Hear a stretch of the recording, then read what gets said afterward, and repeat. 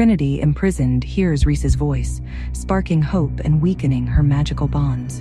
The Warlocks, seeing her strength, reveal they're using her to lure and break Reece. Reece and his team, facing dead ends, retrace their steps and fall into a Warlock trap, a shifting, nightmarish labyrinth. Inside, they encounter an imposter wearing Trinity's face, but possessed by dark magic, who claims Trinity as her own. A fight breaks out as the labyrinth itself attacks. Can Reece reach the real Trinity through the imposter? What is this imposter, and what is its connection to Trinity? Will the group escape the labyrinth's deadly traps? Reece barely managed to avoid the imposter's strike, her movements too fluid, too eerily similar to Trinity's. It wasn't just that she looked like her. She moved like her, fought like her. Every flick of her wrist, every slight tilt of her head was a cruel imitation of the woman he loved. But it wasn't real. Vincent lashed out with his blade, but the imposter twisted away, her laughter ringing through the shifting labyrinth. "You fight so hard," she whispered, voice laced with amusement. "But do you even know what you're fighting for?" Reece's fists clenched. "I know exactly what I'm fighting for." The imposter smirked. "Then let's see if you're willing to bleed for it." The walls trembled as magic pulsed through the air. The labyrinth was alive, reacting to her presence. It wasn't just a trap. It was her domain, and she was about to unleash hell. Juniper dodged a shifting wall of stone, barely keeping up with the battle unfolding before her. The imposter moved like liquid shadow, slipping through their attacks with unnatural ease. Noah gritted his teeth. "This isn't working." Reece was barely hearing them anymore. The imposter was speaking, her voice weaving into his mind, conjuring images of Trinity, memories that weren't real. "She belongs to us now," the imposter murmured. "She's forgotten you." Reece's breath hitched, but then, for a split second, something flickered behind the imposter's silver eyes. A struggle, a hesitation. Trinity was still in there, and she was fighting. Reece's resolve hardened.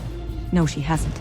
He surged forward, his claws flashing, determination burning away the doubts that had been creeping into his mind. If Trinity was still fighting, then so was he. The battle raged on, magic colliding with steel, the walls of the labyrinth shifting violently as the Warlock's creation faltered. The imposter staggered as Reece landed a heavy blow, his claws slashing through the illusion of her form. For a brief moment, her mask slipped. She was afraid. Reece's chest heaved as he stared at her. "You're not her." She opened her mouth, but before she could speak, something unseen yanked her back. A force stronger than her own will. The Warlocks were pulling her away. "No!" Reece lunged, but the imposter's body crumbled into mist, her scream echoing as she was torn from existence. The maze shuddered violently, the magic holding it together unraveling. Stone crumbled, the illusion fracturing. Then, just like that, it was gone. They stood in open land once more, the ruins of the Hollow Vale stretching before them. But Trinity was still missing, and Reece wasn't sure if they had just lost their best chance of finding her. The air was thick with tension as the group gathered, catching their breath. Elias was the first to speak. That wasn't an ordinary trick. Vincent wiped blood from his blade. "You think?" Elias shot him a sharp look. "The Warlocks didn't just create an illusion. They made a version of her, one that was tethered to the real Trinity." Juniper frowned. "Then why did they destroy it?" Elias hesitated. "Because we got too close. Whatever they're doing to her, it's not finished yet." Reece's stomach twisted. "Then we still have time." Elias gave him a hard look. "Or we're already too late."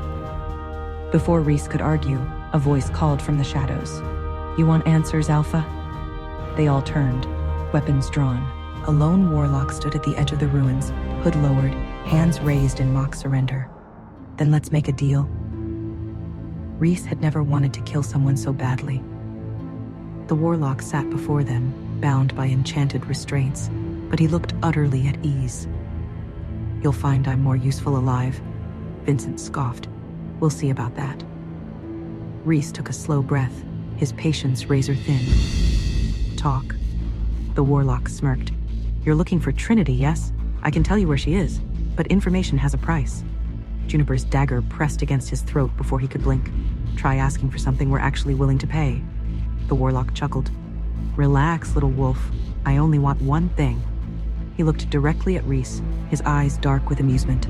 A favor. The fire crackled in the silence that followed.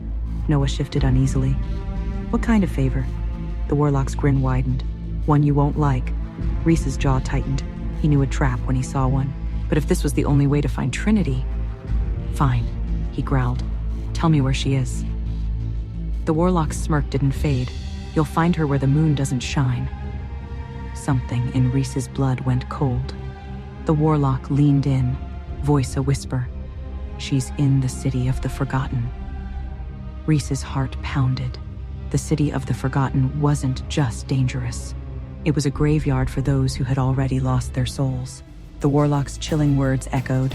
City of the forgotten, a soul-devouring place, a dangerous bargain struck.